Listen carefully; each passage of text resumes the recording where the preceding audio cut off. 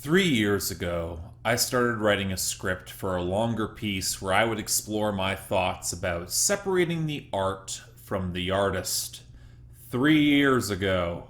3 years of bad jokes, muddy history, tangled philosophy, and an increasing feeling that no matter how many arguments I could predict would be coming, it would be the sort of project that would be destined to fail. Or worse, it might actually succeed, and you'd have the sort of nightmarish avalanche of discourse that you'd never be able to escape. And thus, as I kept on writing and revising and watching the conversation crop up again and again, as more and more artists expose themselves to be, let's say, less than decent human beings, I realized that starting at the philosophy might have been the wrong way to approach this problem. Because nobody actually wants to talk about the problem. We have to start there. See, if this conversation was just about the philosophy, breaking down a lot of the relationships between artist and art and audience, and I can pull up Roland Barthes' 1967 essay, Death of the Author, you would think this would be a much easier conversation. It's really not, because a bunch of the intricacies and fine details, otherwise, again, this would have come out 3 years ago, and a lot of other YouTubers have already touched on this topic. But if you want to narrow the scope to just that, things on the surface become a little bit more straightforward. But that's not really the conversation that starts happening whenever an artist winds up in the spotlight for all the wrong reasons, or why the phrase "separate the art from the artist" inspired such groans of frustration the second it got brought into the discourse. It's not even that we don't want to have the conversation, we don't even want to think about having it. That's how loaded and draining the arguments have been, especially online. And it's never a dry argument either. You'd think if it was just a difference of philosophy, it might wind up kind of pedantic, as most debates are online, but not as emotional or heated as the discourse often becomes. So why is that? Well, that has a lot to do with how we engage with art, not just the critics and academics and the philosophers and Twitter, but also the average everyday consumer, and the fans, and the stans who have seen their fan spaces torn apart by this conversation. It's also where I'm going to put forward a couple theories that are inevitably going to piss off a lot of people right out of the gate, but it's kind of important we dig into them and start from that point. I'm going to try to structure a video essay like something close to an actual essay for once. Maybe someone might actually learn something. But point number one, the vast majority of audiences engage with art primarily with emotion. Now, this means that in terms of your baseline engagement with any piece of art, be it paintings or music or books or theater or movies or TV or video games, the base response you have is emotional. Art exists, it makes you feel something. Might make you feel a lot of things, likely at the same time. Stimulus that you respond to on a base level before you start thinking and processing information. Maybe the next near instantaneous step is, ooh, that feels good, or ugh, didn't like that, or oh my god, it spurred some powerful emotions in me and I'm gonna start drinking because, dear god, emotions, I want to be numb inside like all the rest of the cool people. The liquor's just off camera. It has been a day. But then I'm going to think deeper as to how it did so, or why it did so. And the latter is just as much of an introspective question as it is about the art. Or maybe you don't even need to go that far. It's a point of, made me feel good, all I need. And there are way more people like that than folks who will take the next step and ask about how or why. And I know I just pissed off a whole bunch of you back there. Sit down, shut up, put a pin in it. I'll be dealing with you later. But you know, art doesn't just exist in a vacuum. It came from somewhere. Somebody had to utilize labor to make it. Put a pin in that one too. And more often than not, we have a curiosity about who made it. And that comes from that same fundamental emotional response. It made us feel something. We want to know how and who is responsible for making me feel things. Or, you know, we might know the person who did it, and that sets up the expectation that they can do it again. And I'd be remiss to ignore that you know, the artist feels something too. A lot of people pushing the whole separate the art from the artist thing never bothered to consider the artist engagement in this conversation, which is both very notable, but also deeply disappointing. But yeah, that artist is channeling some form of intent, conscious or unconscious, into their work, and I'll be honest, we like seeing a response, especially if it comes close to matching what we set out to do, or it reveals something deeper in both them and us. It becomes a relationship to some extent. It might be social, might be parasocial, depending on the artistic medium, but there is a connection, and that exists even if you've got no clue who the artist actually is. Think about that for a second. You find a work where the author is completely anonymous, or they're lost to history, like a cave painting or an ancient meme. The art might seem like it exists in a vacuum, but it had to come from somewhere. And in the connection we form to it, that's fundamentally emotional, we almost can't help but fill in the gaps about how it was made, or what we might think the artist is, or what their values might be based upon what they have created. We might just want it to be an object of contemplation, but it never stays there, especially if it is exposed beyond just one other person. Another point which, yeah, we're gonna have to revisit later on. It's a relationship that's being built between the artist and the audience, with the art in the middle as the conduit. And it might be barely there or something that saves your life, but it is there. And before some of you say, well, it doesn't make me feel anything, doesn't count, no. A non-response and your recognition of a non-response, that's a response here, kiddo. You're not able to deflect from the relationship so easily and take the fun bad faith approach, especially when new information might show up in your sphere. I mean, get over yourself, Carl. You're not that cool. Because if I told you that those cave paintings were all made by cannibals and that the paint was partially composed by human blood, might change how you feel about them. Just me saying it here. But once you realize that there is a fundamental emotional component to this relationship, it does seem pretty straightforward as to why we really don't want to talk about separating the art from the artist, if or when we discover that the artist may have done something that doesn't align with our values, because that inevitably impacts that relationship. Think about if you've got a family member who does something awkward or embarrassing that might not even impact you directly, but more often than not, there's a part of you that doesn't want to touch it or confront it. That could compromise your relationship with your family member. And I'd say it's similar between the art and the artist, but I was going to say to a less personal extent. But truth be told, I think there's a lot of people who value their emotional connection to certain pieces of art, and by extension the artist, more than certain family members. In fact, I know that's true because the vast majority of art is fixed in time, in that it exists, and on some level, you know how engaging with it will make you feel. It's consistent in a way that people aren't and cannot be, especially if you don't know how the author may have changed in the meantime. Unless, of course, you've changed or you've learned something new. And so on a base level, I can understand why someone might have a very strong aversion to taking in new information that could negatively impact that form of consistency. It's not even that you don't want to confront it, you don't even want to know, because Uncle Albert may have gone and got caught masturbating in the park, Aunt Bernice drinks a little bit too much wine and got sloppy around dinner time and family occasions, Chris Brown punched Rihanna multiple times in the face, Morgan Wallen dropped racial slurs when he got drunk again, and that drunkenness really should have been confronted a few years ago, and Ariel Pink was at the Capitol in the middle of a fascist insurrection event, and I can just keep on updating this list with new transgressions every other week. And if someone has invested any sense of time or emotion into any of those relationships, I get why folks are sensitive, and I get why they don't want new information to compromise that, or they don't even want to have the conversation about bringing it up. Ignorance might be bliss, at least in this case. But it's funny. I remember a fellow critic in the conversation surrounding separating the art from the artist. He said, of course we do it, if we like the artist. If we don't, we don't. We're supposed to separate the art from the artist. I am completely willing to separate the art from the artist, but only when the art is good. If I like a song and the person who made it is a domestic abuser, then I'll separate the art from the artist. If I hate a song and the person who made it is a domestic abuser, that makes the song worse.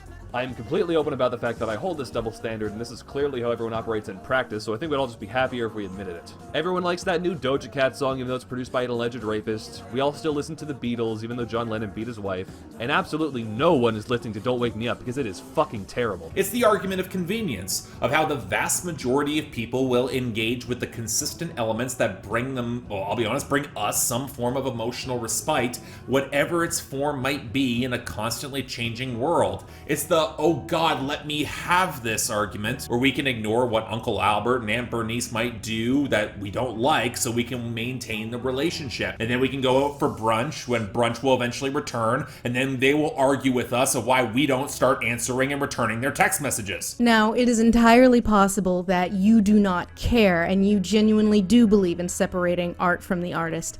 And if that is the case, you fly free, little bird. This video is not for you. Stop watching now, go enjoy Fantastic Beasts 5 or whatever. And no, it's not a fundamentally rational point of view, because it's a conscious denial of information that inevitably impacts the relationship. Again, we will get to that lot soon, but ignoring information just because you don't like it, how it changes your response, emotional or otherwise, come on, it's not doing a good science, a good philosophy, a good sociology, or a good criticism. But I get it. I get why we do it, how much we value that consistent emotional response. It's its own form of effective override, a concept from political theory, but it's just as valuable here, which when raised to a certain level, to a fever pitch, the emotional response will override all the reason and logic. This is one reason as to why I don't want to exclude fandoms or stan audiences from this conversation. Their emotional response might be intense or weird, and in some rare cases legit dangerous, but it's proof it happens. How they might act on those feelings might be the real problem, not that they have those feelings. But you know what? If it's your point of view, you just want to have the art, put the artist out of sight and out of mind, I mean, I get it. I understand the comfort the facade provides. And if it was just a personal relationship between you and said art or the artist in question, that would be one thing. But these sorts of relationships, they're never self-contained.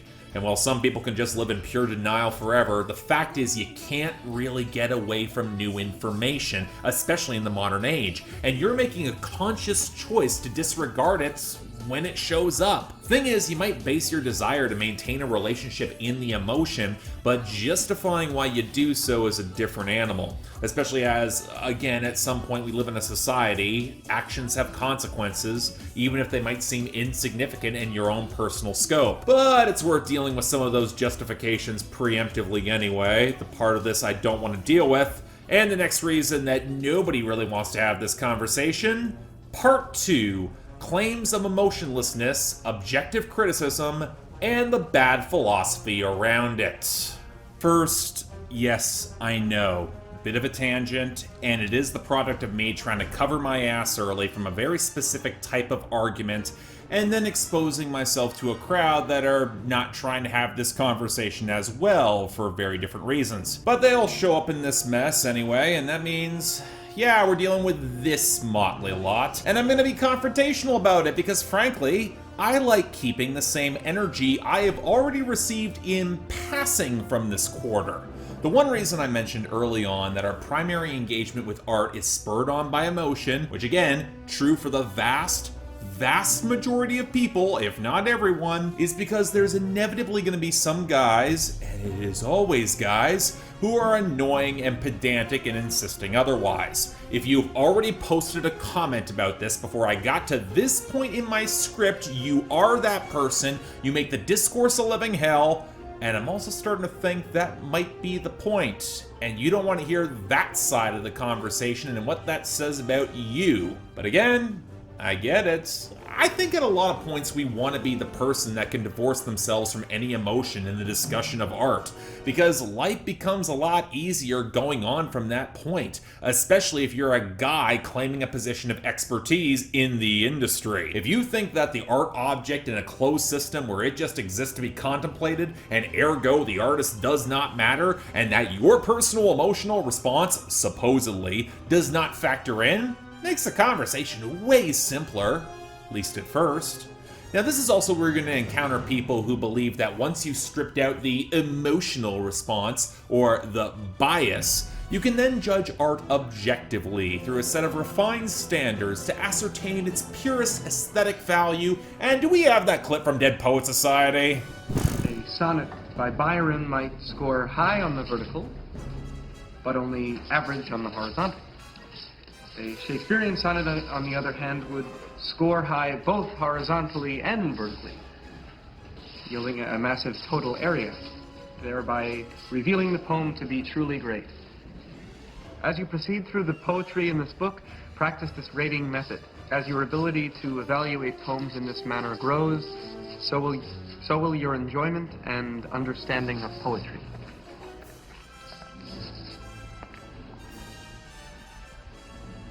Excrement. That's what I think of Mr. J. Evans Pritchard. We're not laying pipe. We're talking about poetry. How can you describe poetry like American Bandstand? Well, I like Byron. I give him a 42, but I can't dance to it.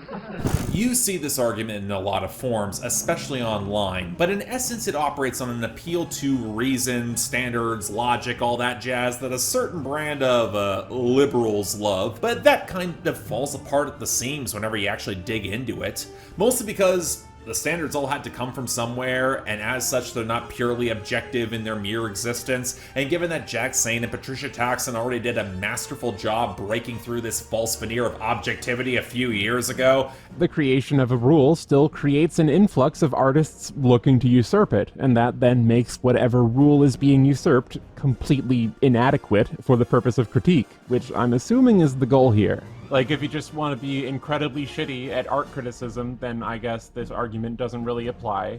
Do what you like, I'm not your mom. I really shouldn't have to dig further there. Their videos will be linked, please check them out. But that being said, I find it very peculiar that the crowd that wants to push the whole objective criticism nonsense is often very much on the side of separating the art from the artist, when it's an artist who's created something that they've liked, unless of course they're using their dissatisfaction with the art in question as an excuse to harass the artist on social media. And that's a Venn diagram that some of y'all don't want to admit actually exists, because it might just be two circles in together. But from a purely theoretical standpoint, it also doesn't seem to make much sense to me when you start thinking about it.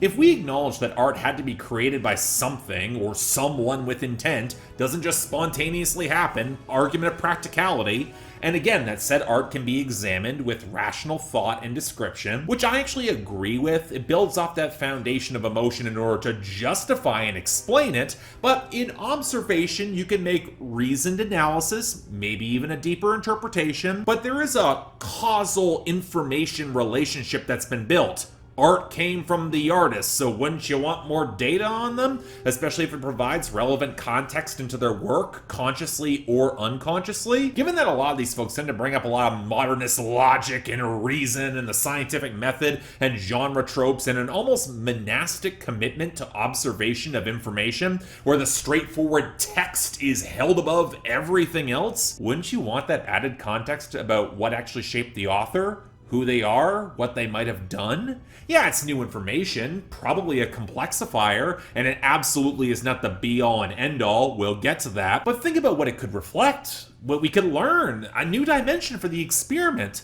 and for a practical, emotional experience, it does slip into that picture. Now, this is where I will have a lot of fun in saying that Roland Barthes, the literary philosopher who actually wrote the original Death of the Author essay, and yes, it's a bit of a dense essay, but it's surprisingly short, and you should all actually just go read the goddamn thing at some point. It is free online, but he held some very postmodernist points of view, and that he wasn't just interested in authorial intent, which he believed with the passage of time would have its weight ultimately diminish on the text, but wanted to observe other societal and cultural factors that shaped the text and the author, because he believed that just relying on the author's word was fundamentally limiting. And there's often other factors that shape art, artists, and our relationships to them, especially in the modern era with so much information. And keep in mind, he was primarily referring to literature in that essay, and when you open up the gateway to more performance-based art, you're dealing with a much more complicated conversation, especially if the actor's actual performance might bend or shape the text. Roland Barthes references performativity a couple times in the essay, where he describes that divorced from the unknown original intent of that time when the work was created, the actor's performance might necessarily change how the text could be interpreted. Now, the objective criticism lot often focuses an abundance of attention on the script and the arc and the storytelling tropes and the lyrics, which winds up ignoring nuance of a performance, or the intangible choices present in specific technical backgrounds that could shape the text and really the meaning of the piece. But if you're paying attention, you might notice a certain tension in my argument. I'm implying that our relationship to the art, and thereby the author, exist and persist, whereas Barthes would argue that over time, and indeed for future analysis, that relationship with the author might fade, and by extension, the role of the critic in explaining authorial intent. In fact, Roland Barthes hated the role that elevated critics to the job of being the explainer of text off the gospel word of the author, as if it's all neat and tidy and finished. And in a sense, to completely dismantle my own job here, I would actually agree with this, in that no critic should ever claim to be the final word on a piece of art, especially with the passage of time. But note this is tied into the point of analysis of the art, the how and the why, not the emotional experience of it, which places this conversation in slightly broader territory. Analysis is the realm of critics and academics and chumps like me. But I've already said on the base level, the vast majority of people don't even try to go that far, and that a lot of people who claim death of the author as a separate the art from the artist excuse, they're looking for academia to justify their emotional response or attempt to find lack thereof. But here's the problem with even applying death of the author to this discussion, is basically you were trying to find an academic solution for an emotional and ethical problem. As I said on my video on the subject, I personally believe that you can't really practice death of the author in its purest pure form. If for no other reason than if you are in any kind of discourse setting, be it academic or Twitter, other people aren't going to really allow it. They will bring the author into it,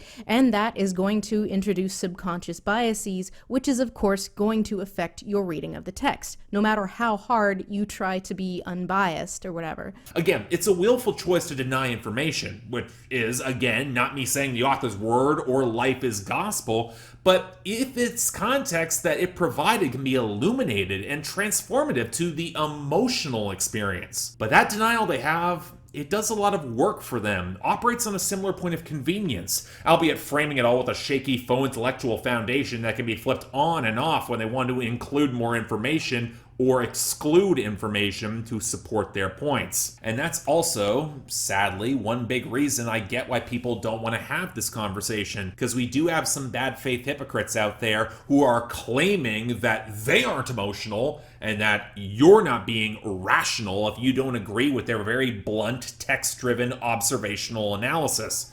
And it just feels so goddamn dishonest when you start seriously questioning their logic going off that text, even from points of convenience. More importantly, this accusation of you're biased and thus cannot be taken seriously, it can be used as a tactic to exclude the opinions and interpretations of groups that they will consider less rational and objective. Or to put it another way, for an inflammatory example, what makes your emotionally driven opinion on art better than that of a stan? Now, as a critic or an expert, I might say that I'm able to justify my opinion with the weight of history and analysis and being able to construct my argument, divorce it from any sort of emotion, on which we just have to assume the stan is only operating on when talking about art. But if I'm operating with the point of view that we primarily engage with art via emotion, we're kind of all on the same playing field when it comes to the validity of our opinions. A lot of critics are just better at putting words to their emotional response and then following it up with a subjective interpretation or analysis. But even then, if you're being honest with yourself, that foundation is, hell, it's subjective too. Your emotional gut level connection might be with the relationship you have with the art, and by extension the artist, independent of how you choose to interpret it or explain it. Now, this is where that crowd will point to any number of accepted and established standards on which they rely in the industry, or how they purposely exclude their emotional response to art in order to present as rational. And indeed, there are a very, very small number of people who will convincingly separate art from artists, good or bad info regardless, in their analysis. And on some level, I can at least somewhat barely respect the consistency, albeit recognize this group as the extreme minority, primarily academics, swaddled in theory and case studies. Very rarely do we see such an isolated point of view, and as such, it's not often facing the common consumer of media, aka not the vast majority of critics, be they writing behind a masthead or making YouTube videos. But fine, you've chosen to find your niche and then be kind of insufferable about it. But if that's the incredibly narrow, siloed view in which you want to experience art, all fine and dandy. Or at least it would be, if, again, the engagement of art was self-contained. Unfortunately, it very rarely is. Because part 3, we live in a society. This is where the conversation might get a bit unpleasant, because it opens up a can of worms that a lot of people do not want to touch when they engage with art in any way, let alone separating art from the artist. But this is the part that often gets the most heated and the most complicated, because there's a whole lot of people who do not want to acknowledge the consumption of their art and how it might have a broader impact. So let's go back to that family relationship that I described. You might find it okay to overlook Uncle Albert masturbating in the park. It doesn't really impact you. But you might think that it's his God-given right to whip it out on every family occasion. But if you're paying to bail him out of county jail, that might be rougher. And a conversation that more than ever you do not want to have. And I already said in public. That means other people are in the picture, so you might be seen doing some of this. Hell, if you have a platform of any form, suddenly that's a judgment that's reflected on you. See, that's one of those ugly conversations critics really don't want to have when covering certain acts. But by even giving them your platform, you could be seen as endorsing them, especially given the vast array of other art that you could be covering instead, or especially if you're trying to keep a relationship or there's the impression that you are. And it then gets worse from there.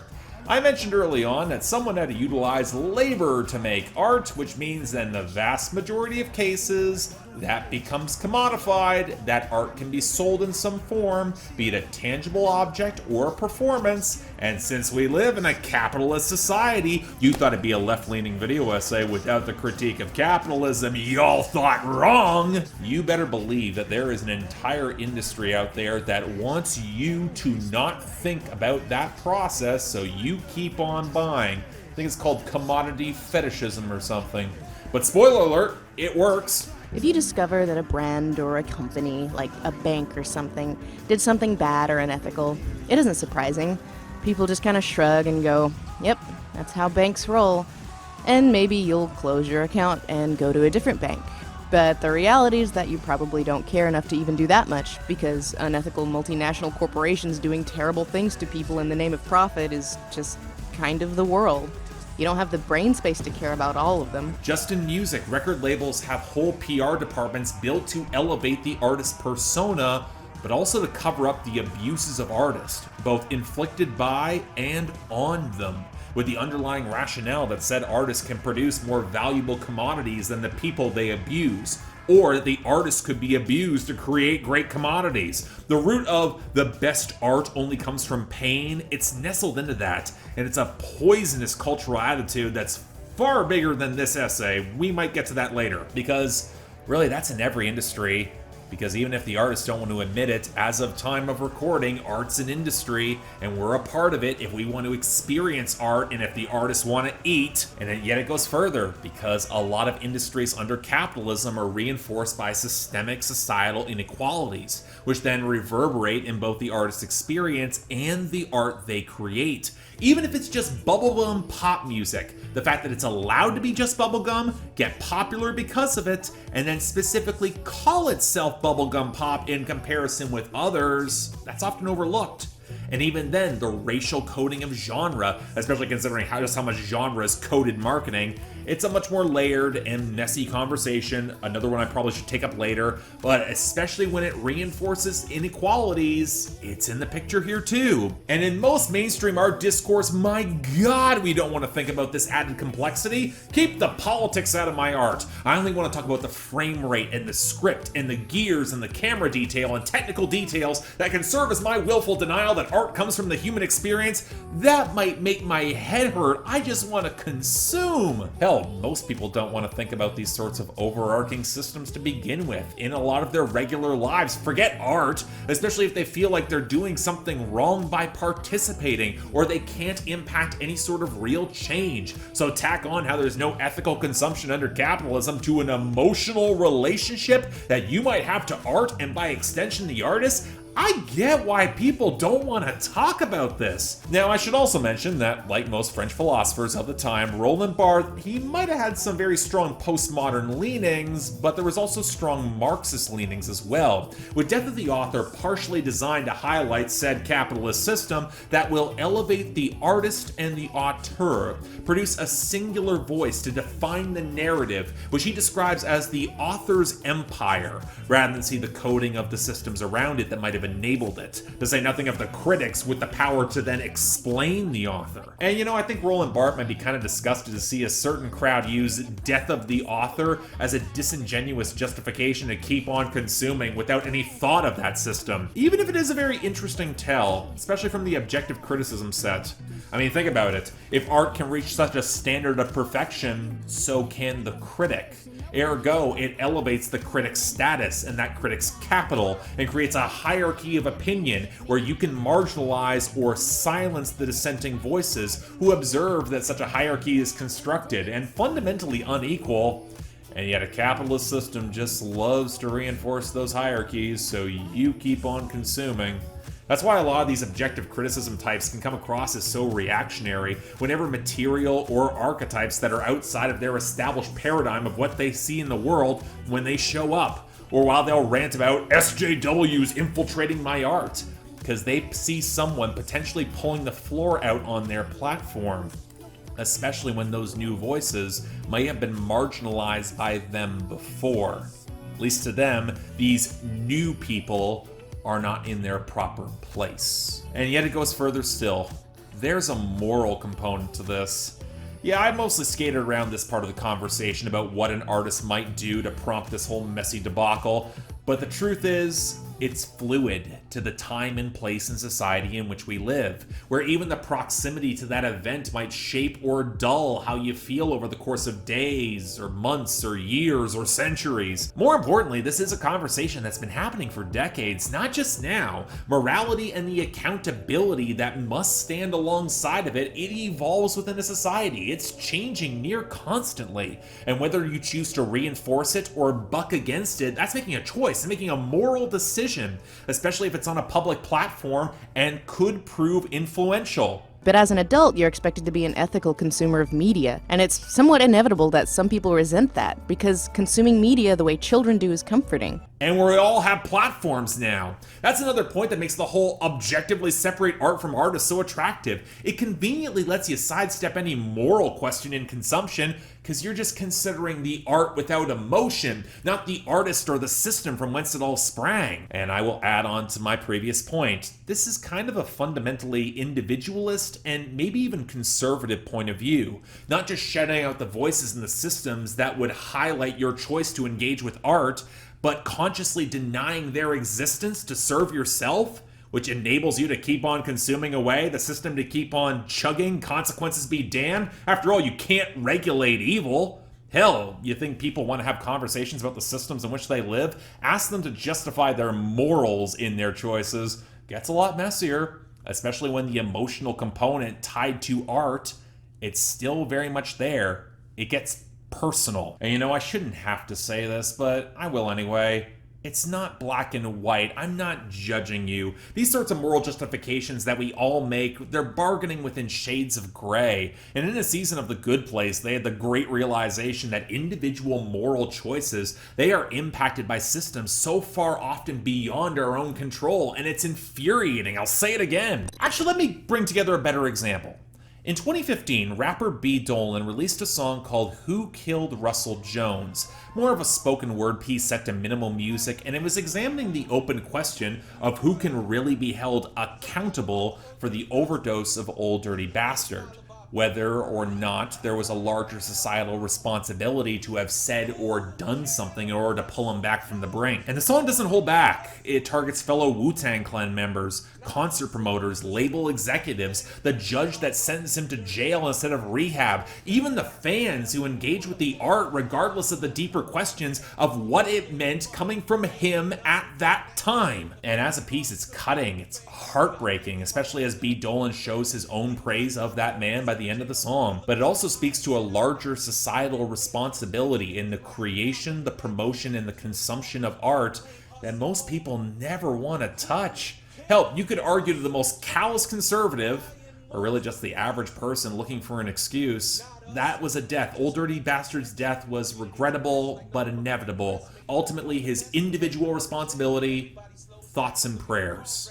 But B. Dolan was looking to challenge that point of view, look at the systems and relationships at large, both across family to unjust legal power structures to capitalism to all of us, and how it never really is quite that simple, even if it's comfortable. So, conclusion? Man, this is tiring. That, if anything, is why we don't want to have the conversation about separating art from artist. Because if you want to try and take a principled stand, it's complicated. It fucking sucks. You become the moralist killjoy because nobody in the bad system wants to be told they're in the bad system and can't really control the bad system. You know, I probably could have led with that, saved everybody a lot of time. But I do have a radical proposition here. We might need to start having this conversation anyway. Uncle Albert's gonna keep on masturbating in the park until somebody talks to him about it, and it's not gonna be a fun conversation either. We know that. But it's the same added complexifier that comes with the argument about separating the art from artists, because we all have those individual emotional relationships to art and by extension the artist, but acting upon it can register as collective when enough people do it, for better and for worse.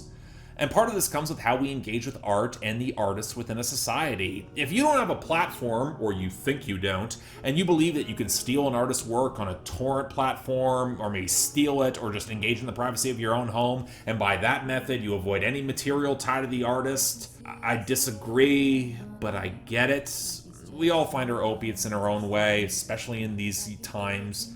But the opiates, they do exist in the open market. And how and why they're made might lead us to actually making things better long term, either through the removal of abusers, confronting our own complicity and what art from bad people might mean about ourselves when we consume it, or confronting the system that has enabled the exploitation of audiences, artists, and everyone around them outright. And you know, it's funny. I was listening to Joe Budden's podcast a while back. He started talking about Chris Brown. And while a lot of his co-hosts at that time, they seemingly wanted to deflect from what Chris Brown had done in the past, Joe Budden said something very interesting about his relationship to Chris Brown and Chris Brown's music.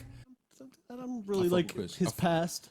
I mean, he's young. He made mistakes. But I mean, I can't condemn somebody for making a mistake at a young age. He's made them repeatedly. I made mistakes.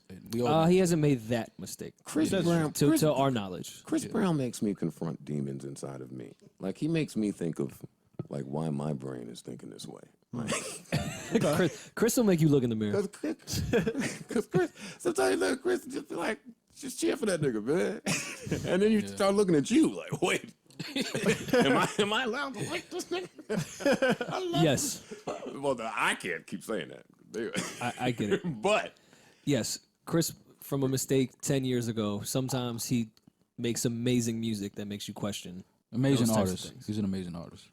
It didn't seem like he was about to brush aside everything Chris Brown had done, so much as examine why it still resonated with him despite that knowledge. Hell, given Joe Budden's history, I can imagine why some people might have very similar reservations about him, especially given the past couple of years. But really, all of us have artists we have appreciated or praised that have done something we would consider morally objectionable. Nobody is pure here, but how we engage emotionally with that art and artist is unique and a case by case. And on some level, you might think it's private, nobody's fucking business. But my point is that there's a lot of people who don't want you to have that complexifying conversation, either with yourself or with anybody else. And hell, there's an entire system built and enabled to abuse that doesn't want you to have it either. I don't know, I think there's some power in starting a conversation that helps us get in touch with what truly moves us and how we can facilitate a better system to create, deliver, explore it in the future. And yeah, I think we should start talking. So yeah, this is my first crack at the video essay sort of thing. I know I left several doors open in this whole thing. If you would like to like and subscribe, you might be able to see where I'm gonna go with said doors in the future, who knows. I also trying to change the filming setup, lesser a point, but leave down in the comments down below what you think of this whole thing, because I know this is gonna spark some interesting conversation. Beyond that, anything else I might be able to do to improve my presentation, I'm all ears. And if you want to help support the channel so I can make more of these video essays, or my regular reviews, or get involved in my Discord so you can argue with me directly, link to my Patreon right over there. Again, please do not feel obligated to. Tough times out there for everyone, I will be fine, but if you want to get involved, there's the opportunity. Again, please like and subscribe. About half the people who watch these videos are not subscribed, so if you want to get on board, I'd be happy to have you. Until then, I'm Mark, you're watching Spectrum Pulse, and I'll see you next time.